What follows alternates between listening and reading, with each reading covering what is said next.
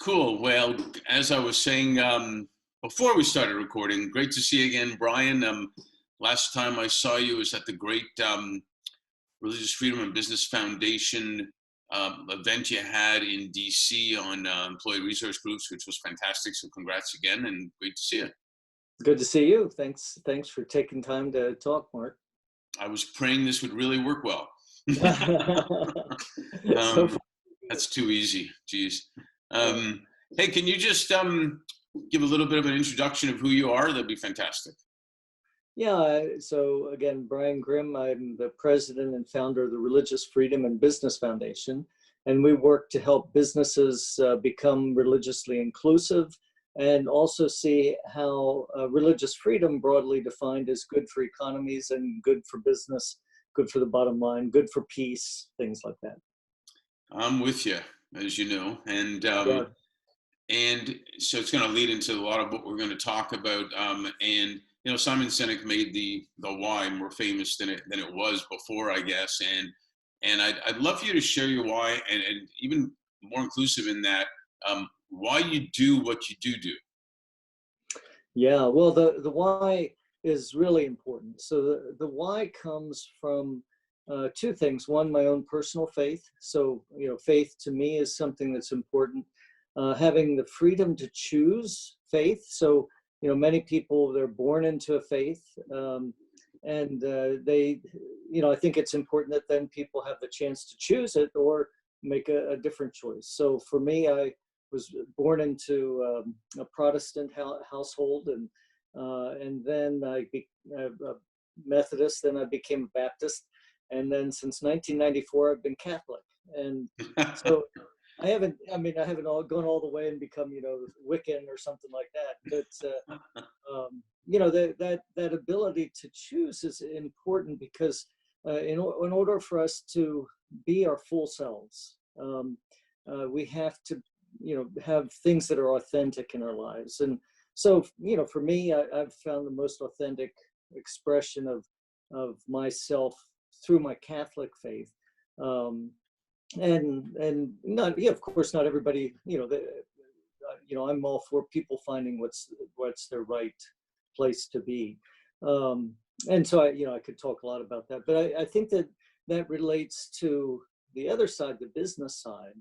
The why is, and I'll just give an example of two countries I worked in. One, and they're both on the same piece of sand, Saudi Arabia and the United Arab Emirates, you know, both Muslim majority countries, conservative.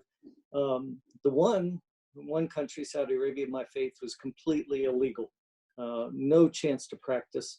If I had said even Merry Christmas, I was teaching there to my students, I would have been fired and penalized 2 months salary, and had to pay my family with 4 kids and my wife our own way home. So it was, you know, in that environment, I was counting the hours till my contract was up. In the United Arab Emirates, you know, more or less the same cultural, you know, religious background. There, my faith was completely free and legal and encouraged. King Zayed, or Sheikh Zayed at the time, gave our congregation land to have a church. And so there I was motivated to work. So that, you know, that why I think that freedom's important for us personally, but it has an impact on how we approach our work. And, you know, I just shared sort of from my own my own micro experience, but it's the experience of many other people as well. And so that's why I work on what I do, because I think it's really important. Yeah, it is really important. It's the whole core, and it's great how you've engaged in that, in the sense of giving people, not telling people what to do, giving them the opportunity to be who they want to be. And I think that's important, because then a lot of times people say they're inclusive except for these guys. Yeah. And it just, you know, doesn't seem to work. That's not really inclusive. And you did bring up business, and it's really what we're talking about here, in sense of recognizing leaders who care. And it's in a way taken, and you know this as well anyway, decades to almost get to the point where you can align your corporate brand, which is your personal brand to some degree, it could be a family office brand, whatever, with social impact. Decades that they realize it's vital for, number one, attracting really good people to come there, Yeah. and retaining them, and then it's really good for business. So you partially answered the question already, but a little bit more, you know, what differentiates you, and it's a pushy question a little bit, but what differentiates you as one of the leaders who care, but from your perspective from partnering with corporate leaders, including globally? I didn't catch the question in that. What's the? Well, what differentiates you as one of the leaders who care, Oh, but in particular, partnering with corporate leaders, for, like you said, in different countries even? yeah. So, I mean, sort of the differentiator in what I do from other people who engage sort of on the religious freedom side is that most people who work on religious freedom are looking for the abuses and calling them out and trying to sort of change the world for the better by, trying to get rid of the bad. My approach is really different in that I'm looking at what it is that people are doing that's having a positive impact, and then trying to do the best I can to shine a light on that. So the conference that we had in Washington in February was really honoring Fortune 500 companies, Fortune 100 companies that have been active in the space of making their workplace religiously inclusive. Every 2 years with the UN Global Compact for SDG 16 peace, we give awards to business leaders who are advancing interfaith understanding and peace. So those are just two examples of sort of what differentiates the approach that I take. It's looking for best practices, examples of that, and then trying to help people coalesce around those things that they're doing good, and get more cooperation between companies and groups in society. Who would have thought that it's a good idea for people to actually think about what are the good ways to go rather than concentrating on only the bad things? Well, that's what businesses do all the time in marketing. They're putting out what the good story is about whatever their product or service, and one of the things that really captured my attention on this was an ad that aired in the UK before Christmas a few years ago, 3 years ago, I think.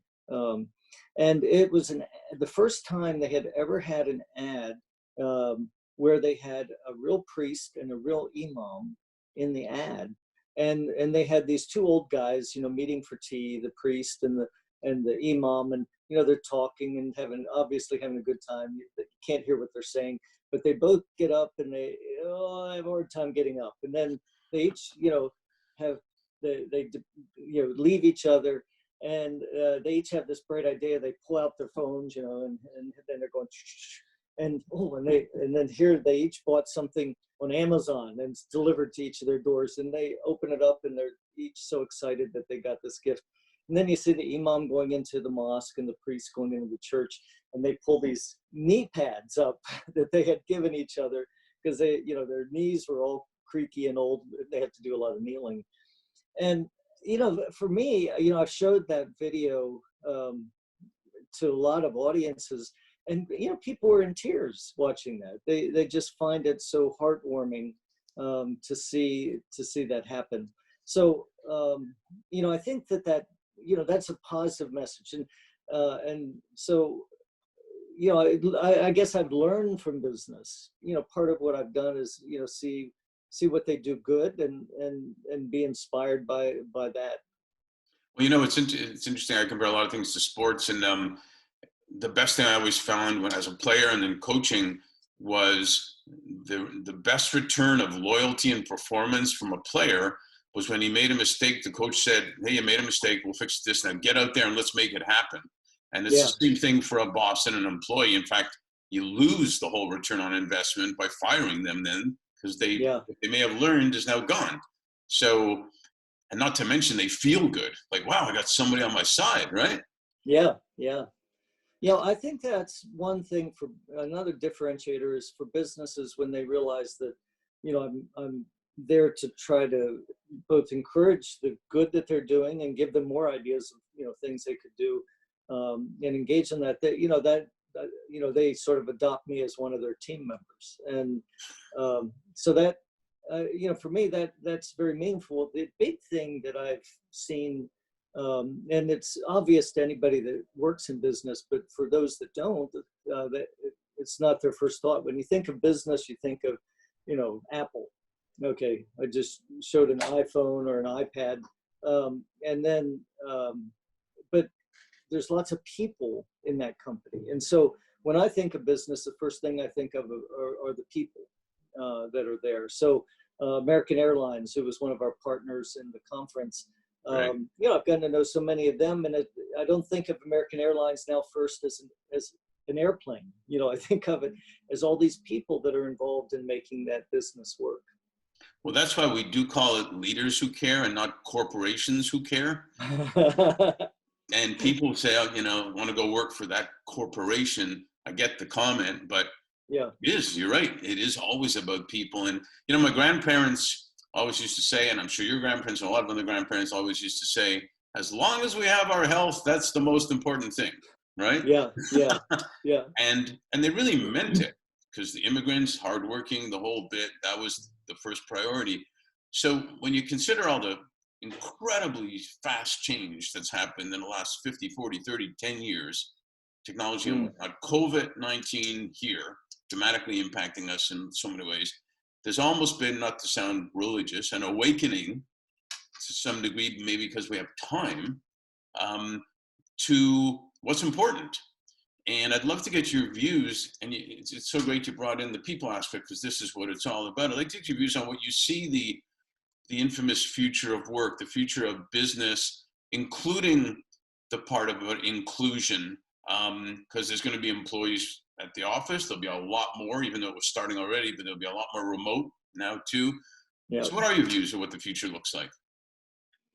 Well, I think that the one thing that's for sure is that people have discovered they can get a lot more, they can get a lot done, just like we're doing right now. We can do things remotely.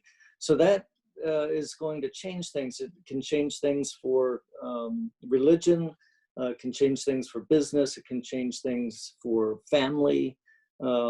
So many people have done so many creative things. I have friends on Facebook and other social media. They're sharing all kinds of things their family's doing during shutdown, and so I think that it's made new kinds of relationships. And I think one of the things that's coming out of this are people that have a safe, secure home that they can go to. The experience during this time is so different than people that don't. Homeless people, people with families that are fractured in some way, don't really have a place that's safe for them, and there's so much of that. So I think that's going to be something that is more, people are going to pay attention to a bit more, because they've seen that. And I think that we're also going to see some changes in industry. So the biggest business in America has been eating in restaurants. That's the biggest business, and now they've all been shut down, and people have learned to cook again, or if they didn't know. And so I think that people will be slower to go back, and so we may see some social changes where people are more, going out less for at least a time. And so we'll see some changes in that biggest employer in America, your neighborhood restaurant. Yeah, we did a thing with Pepsi recently. You may have seen it on Some Good News, and they donated $3 million to the Restaurant Employee Relief Fund, and had it connected to John Krasinski and Some Good News. And but talking to restaurant people in general, just at a quick point, the industry looks like it's going to have to change tremendously with respect to, first of all, the value it provides to community, which I'll get to, which is the number one thing, and also having people get partake in and not struggle to be a restaurant employee, Yeah. from chef to the waiter to whatnot, because it is a vital part of our community. In the same way, like you're saying, cooking is a vital part of community, Yeah. and growing is a vital part of community. Yeah. And it's this is basic stuff. I mean, not to get biblical, just as a cute thing there, but it really is the basic stuff. And in that sense, what do you see current and certainly up and coming business leaders who care? What part do you see them playing to ensure that all the financial, the physical, and the mental well-being of their Yeah. talent, and can you talk about your opinion on how that is so important also to the business, but again to their community, not only local community but even global community? Well, there at our conference, the dean of the Bush School of Business at Catholic University gave a great talk on virtues, and the sort of four traditional virtues, and one of them was prudence. And to be prudent is to be careful, to think things through, to not make a rash decision, and another was temperance. To not do things in excess. So some of these virtues are actually really good for business. So we were on such a fast growing economy that just seemed like the only way it could go is up. It just seemed like that we were on this run, and in order for business to grow again, there's a lot of industries are taking a hit. And I think rebuilding that growth, it will be really good for leaders. And I think the best leaders are going to be thinking, how could I do this in a wise way, a prudent way, in a way that builds trust in our brand. So just even thinking of the airline industries, people are afraid to get that close to people. So things are going to have to change, and people are only going to fly again if they feel trust. And to feel trust, it's not just, you can't just put an ad up and make people trust. You have to, in a virtuous way, do things that are right for people. Maybe it's not the quickest thing to make profit again, but it would be the thing that would earn people's trust in the long term. And that's, I think, how good solid business will return. Yeah, I agree. After 9/11, it was similar for a different reason, about getting on a plane or a cruise ship or whatever. So you're right on there. What would you give as there's a lot of graduating students happening right now that aren't getting their graduation, and what piece of advice then, and maybe you've given it already, but a little focus, what piece of advice then would you give the next generation of leaders who care to, for what now, what next? Well, I think one thing is that people are graduating there to consider maybe starting a business. Think of something different than you may have thought before, because there will certainly be new opportunities that are coming out once the economy opens up. And in fact, even right now, there's lots of new economies. People are making a lot of money by sewing face masks. Right. And, but there's so many other things. Just think of the digital way that we're connecting. There'll be a lot more opportunity, because right now, you've got a few choices of brands of connecting, but maybe there's more ways and new ways to do that. So whether it's sewing face mask, or I'll just throw out one that, from my travels through the years, when my wife and I were in Thailand, one of the things that they do in Thailand is have Thai cooking classes. And, you pay money for that. Yeah. And they have a constant stream of people, coming in for that. So, thinking of the restaurant business having gone, it's going to take a hit. But people cooking at home, why not open up some, kitchens around town that people come in and, for $20 a session, you you learn how to cook a meal, and you bring the ingredients and you take it home, at night. So that's, that's not a widespread industry, and I get 10% of anybody that takes that idea and Well, I can. runs with It's it. interesting you say that, because I did do that a few years back. Did Here at you? the hotels, they've got a longevity center, and part of that is about cooking, and Yeah. it's a blast. And I'm a terrible cook, but my sons are awesome cooks, and I just love hanging around with them telling me what to do in the kitchen, listening to music, and Yeah. being together. So, but for future technology, I'm looking forward to your holograph appearing in my house, and we're talking and hanging out. There's no hugging because you're not really there. So That's right.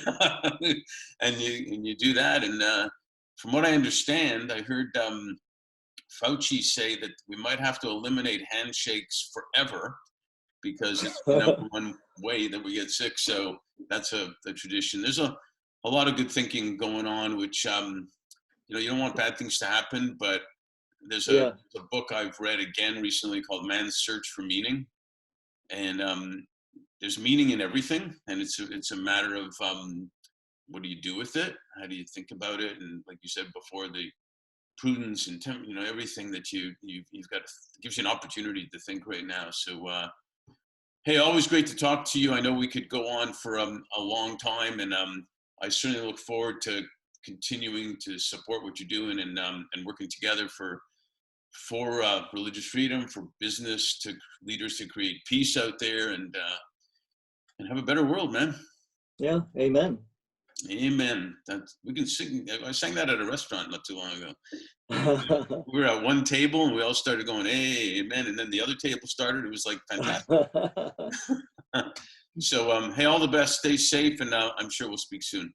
Yeah. Thanks. Thanks, Mark.